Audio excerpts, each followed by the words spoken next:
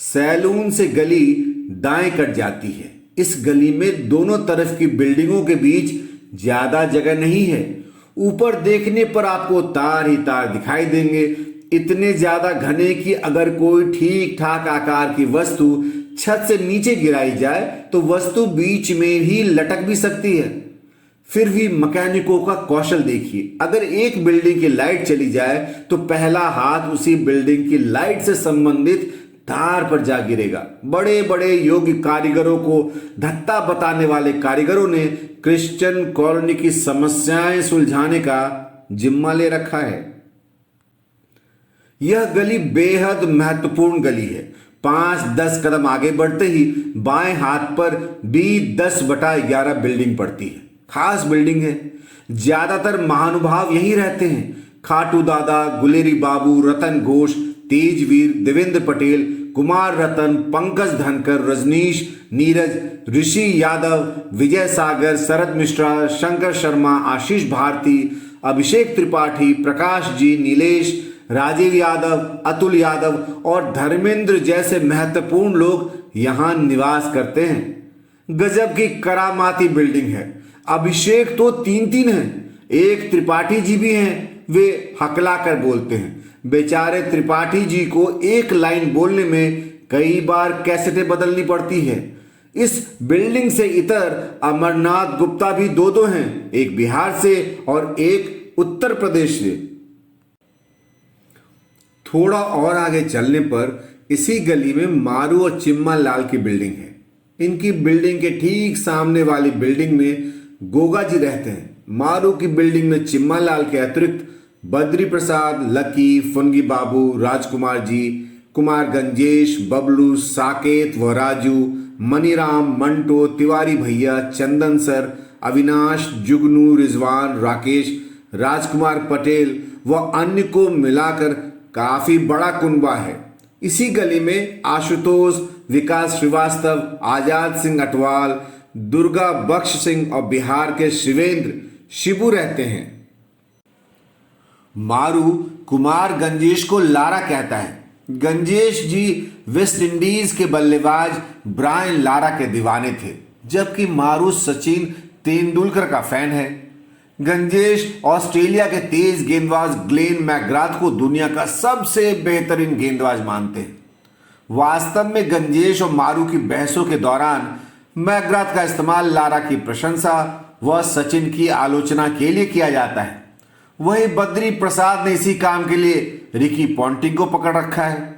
एक बार एक जोरदार बहस के दौरान मारू और बद्री प्रसाद के बीच शर्त लगी कि अगर रिकी पॉन्टिंग ने अंतर्राष्ट्रीय क्रिकेट से पहले संन्यास लिया तो बद्री प्रसाद मारू को 7,000 रुपये देंगे, लेकिन यदि सचिन पहले गए तो इतने ही रुपये मारू बद्री प्रसाद को देंगे।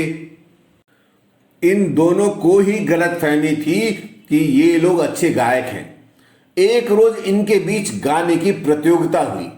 तब कहीं जाकर यह राज खुला कि दुनिया के 2 सबसे ज्यादा बेसुरे गले एक ही बिल्डिंग के एक ही फ्लोर पर उपस्थित हैं। यह कटु सच्चाई सामने आने पर दोनों मित्रों को घोर निराशा हुई। यद्यपि प्रत्यक्षदर्शियों के अनुसार मारू को इस बात का सुकून रहा कि उससे भी अधिक बेसुरा गाने वाला कोई तो है। तो मारू का फ्लोर मुख्यतः सचिन, लारा और मैकग्राथ को लेकर होने वाली बहसों का केंद्र है। यहां हमेशा ये बहसें चलती रहती हैं। मारू के गुट में केवल एक आदमी था, बबलू। बबलू भी सचिन तेंदुलकर का फैन है। मारू और बबलू में अंतर सिर्फ इतना था कि सचिन के रिकॉर्ड्स और आंकड़े मारू के पास लिखित होते हैं, जबकि बबलू को वे मुंह जवानी याद हैं। सचिन के रिकॉर्ड्स के ज्ञान के मामले में प्रायः मारू और बबलू बराबरी पर हैं। कभी कभी सचिन को लेकर बहसें कॉलोनी के मुख्य बकचोदी के अड्डों पर भी हुआ करती है। इन बहसों का मुख्य उद्देश्य मारू को छेड़ना तो उसके मुंह से धारा प्रवाह गालियों का आनंद लेना होता है। लिहाजा पूरी कॉलोनी मारू के सचिन प्रेम के बारे में जानती है। मारू और सचिन एक दूसरे के पर्याय माने जाते हैं। थोड़ा आगे चलकर यह गली भी समाप्त हो जाती है और 2-3 बिल्डिंगों का सी ब्लॉक दाया मुड़ते ही आ जाता है। B25 बनारसी बाबू का इलाका है। उनका इलाका इसलिए क्योंकि कॉलोनी में घटित होने वाली कोई भी घटना बनारसी बाबू की जानकारी के बिना घटित हो ही नहीं सकती। गजब का नेटवर्क है उनका। जैसे कोई भी घटना घटित होने से पहले पूछती हो कि प्रभु घटित हो जाऊं क्या, आपको तो जानकारी हो ही गई है।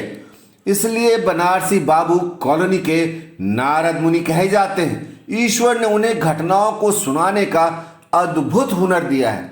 सारी खबरें उन्हीं के पास आकर डंप हो जाती हैं। शायद इसीलिए कॉलोनी का सार्वजनिक विशाल कूड़ा घर उन्हीं की बिल्डिंग के सामने है। सी ब्लॉक वाली गली आगे चलकर लड़खड़ाते लड़खड़ाते मुख्य गली से मिल जाती है, अर्थात कॉलोनी के मुख्य गेट व चर्च को जोड़ने वाली गली। सीधे आगे बढ़ने पर या चर्च से दाएं हाथ पर की गलियों में गजब की विविधता है। जगह जगह कच्ची गलियों से ईंटें बाहर झांकती दिखाई देंगी। यह लल्लन पांडे का इलाका है। यहाँ आपको लल्लन पांडे व उनके दोस्तों के कमरे मिल जाएंगे। लल्लन की बिल्डिंग के सामने मेट्रो बिल्डिंग है। तुलनात्मक रूप से कॉलोनी की पॉश बिल्डिंग कही जा सकती है। पानी की अच्छी व्यवस्था है, वाटर प्यूरिफायर भी लगा हुआ है। लल्लन पांडे के कई मित्र मेट्रो बिल्डिंग में रहते हैं। इसी इलाके में शैलेश जी और अखिलेश मिश्रा भी रहते हैं। यद्यपि कॉलोनी की सबसे पॉश बिल्डिंग संकल्प हॉस्टल को कहा जा सकता है। वह राष्ट्रीय स्वयं सेवक संघ द्वारा संचालित हॉस्टल है और कॉलोनी के मुख्य गेट के निकट ही स्थित है। सुविधाएं अधिक हैं, खाने पीने की अच्छी व्यवस्था है। हर दिल अजीज व सदाबहार अमरनाथ जी यही रहते हैं। भगवान ने उन्हें एक ही व्यक्ति में 2 ना सही पर कम से कम 1.5 व्यक्तियों का साजो सामान देने का गौरव अवश्य प्रदान किया है। मुख्यतः उनका बाहर को निकला हुआ पेट, नुकीली मूछें और ऐसी मनमोहक मुस्कान कि उन्हें हंसते देखकर आप अपनी हंसी नहीं रोक सकते। एक बार बातचीत के दौरान उन्होंने लव मैरिज करने की इच्छा जाहिर की। मारू को तब कहना पड़ा, अगर आप भी लव मैरिज करेंगे तो अरेंज मैरिज कौन करेगा। इस तरह तो अरेंज मैरिज के अस्तित्व पर ही प्रश्न चिन्ह लग जाएगा। मारू की इस हंसी ठिठोली पर अमरनाथ जी नाराज हो गए थे। सज्जन व्यक्ति हैं, ब्रिलियंट भी हैं। मारू ने जल्दी ही उनको मना लिया। संस्कार भरे पड़े हैं उनमें। वैसे भी संकल्प हॉस्टल के बारे में एक और कथित मान्यता है कि यहाँ सुसंस्कृत, संस्कारी, सज्जन और पढ़ने वाले लड़कों को ही रहने का मौका मिलता है। इतनी भारी भरकम और कठिन शर्तें लोगों को विवश कर देती हैं कि वे केवल मेट्रो बिल्डिंग को ही पॉश मानकर चलें और संकल्प हॉस्टल की तो ऐसी की तैसी। जब शराब, सिगरेट, बीड़ी नहीं पी सकते, गर्लफ्रेंड को नहीं बुला सकते, तो फिर भैया काहे का हॉस्टल। मेट्रो बिल्डिंग की छत पर या लल्लन पांडे के रूम पर अक्सर महफिलें सजाई जाती हैं। बड़ी बड़ी बातें होती हैं, भविष्य की चिंता होती है, किस्मत को कोसा जाता है, शराब के प्याले छलकाए जाते हैं। यद्यपि अध्ययन यहां भी खूब होता है। लल्लन की बिल्डिंग के आगे से एक पतली गली कॉलोनी की अन्य गलियों को मिलाते हुए सहायक गली की भूमिका निभाती है। इसी गली में एकदम आरंभ में कभी पंडित जी की प्रसिद्ध मिस हुआ करती थी, जो बाद में बालाजी की बिल्डिंग के ग्राउंड फ्लोर पर चली गई।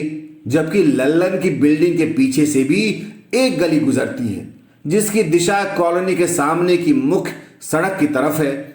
इसी गली की एक बिल्डिंग में विश्वदेव, शुक्ला जी, चितरंजन, डिक्सन, विकास राय, मनीष प्रकाश गुप्ता, सुनील, संजीव जी, बलवंत, अशोक, वसीम और बुच्ची बाबू रहते हैं। इस बिल्डिंग के ग्राउंड फ्लोर पर एक कैंटीन भी है। 1.5 हड्डी का गब्बर यहाँ खाना सर्व करता है। वह नेपाल का रहने वाला है। उसका असली नाम कोई नहीं जानता। शरीर से दुबला पतला है, इसलिए बेचारे को गब्बर कहा जाने लगा। विश्वदेव ने कॉलोनी को काफी जल्दी छोड़ दिया था, लेकिन जाते जाते वह अपने पीछे ऐतिहासिक महत्व की पनीर वाली घटना छोड़ गया था। इस इलाके को ए ब्लॉक के नाम से जाना जाता है। कॉलोनी का भव्य स्वरूप व्यक्ति को मजबूर कर देता है कि 4-5 बिल्डिंगों के समूह को एक ब्लॉक का नाम दे दिया जाए। ए ब्लॉक वाली यही गली कॉलोनी का तीसरा प्रवेश द्वार है, क्योंकि यह गली मुख्य सड़क पर जाकर मिलती है।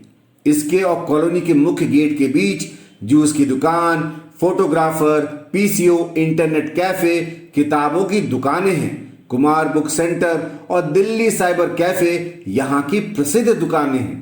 एक गली और है जो नाले के बराबर में है। यह गली कॉलोनी के अंदर नहीं ले जाती। यहाँ पर बहुत सी गृहिणियां खाना बनाती हैं और लड़कों को टिफिन सप्लाई करती हैं। इसलिए इस गली और यहाँ के निवासियों को भी क्रिश्चियन कॉलोनी का हिस्सा माना जाता है। तो ये रही क्रिश्चियन कॉलोनी, परेशानियों से लड़ती पर हंसती, जगमगाती और मुस्कुराती कॉलोनी। ढेर सारे पात्र हैं, कुछ मुख्य व स्वनाम धन्य पात्रों की कारगुजारियां कॉलोनी की कथा कहने के लिए पर्याप्त हैं। अभी आप सुन रहे थे एपिसोड 6 संजीव कुमार गंगवार द्वारा लिखी कहानी B15B 4th फ्लोर, मेरी यानी विकास विनीत झा की आवाज में। आगे की कहानी के लिए सुनते रहें बुक ऑडियो।